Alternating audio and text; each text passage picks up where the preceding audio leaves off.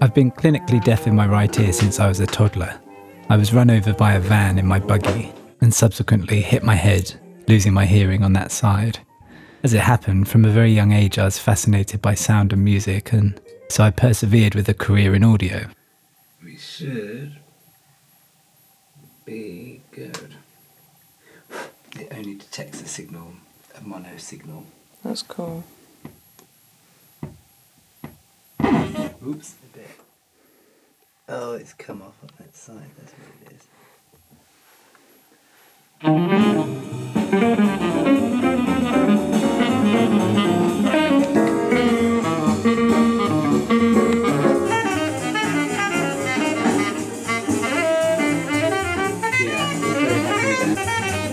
I think I really would have liked to have been an engineer or producer, but I was always concerned with not being able to hear in stereo.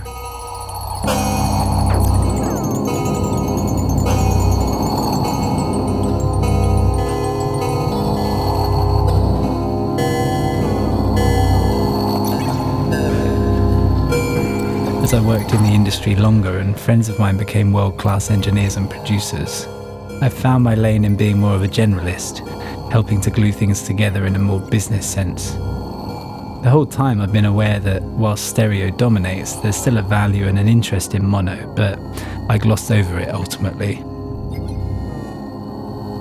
Until now. I began listening to early Impulse Records recordings. That's the jazz label which is the home to the likes of John Coltrane, Pharoah Sanders, Yusuf Lateef, Keith Jarrett and so on, and noted that a great many of the early catalogue had been recorded in mono originally. Something clicked and it got me reading about Rudy Van Gelder, the legendary jazz engineer, and Norman Smith and Jeff Emerick and the Beatles records. And for the first time I really noted that until the 60s, a great deal of recorded music was done so with just one channel in mind. I knew about Brian Wilson being deaf in one ear and it impacting his approach, but I thought that was more of an exception. Turns out a huge amount of incredible music was recorded in mono, often with just one speaker in the control room. Equally, consumers at home were mostly listening back on mono hi-fi systems too, until stereo and two-channel setups became more popular into the 60s. So consider that tons of great classical, all the early jazz and numerous albums by the likes of the Beatles, Beach Boys, Jimi Hendrix, Pink Floyd, and so on were captured with one speaker in mind. I got really excited about this, and it's given me a new lease of life around sound. With these records, my experience need be no different to anyone else's. To date, I'd been interested in high-end audio equipment and hi-fi, but I'd not gone mad on the basis that I thought it'd be a waste given my hearing.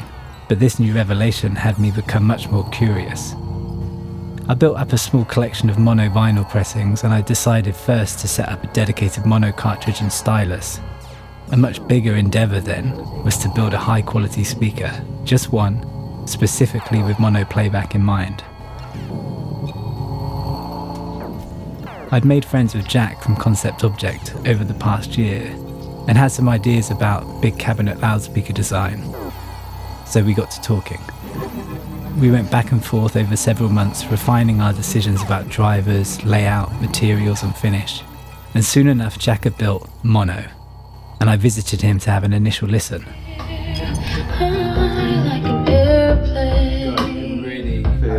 I never heard the vocal sound like that. So it's mad, because it's revealing things I've never heard before.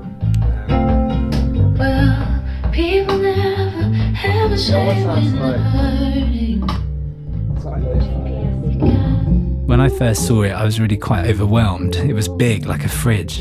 And on initial playback in his workshop, I was just blown away. A few weeks later, Jack and Maddie did the final touches and Jack delivered it to our studio in what was really a special moment. We hooked it up, sat and listened to it, and it was incredible. It reminded me of previous experiences where the speakers are so good you don't quite recognise your reference material because there are details you've never heard before which have been masked by the inadequacies of common speakers. So here it is, mono, a large cabinet 3-way loudspeaker with Maya sound drivers and a crossover developed by Volt Audio in Dorset. I like to position it front on or even side onto my good ear, and the results are just magical. Thank you, Jack and Maddie. And in case you'd like one, they're available made to order on our website.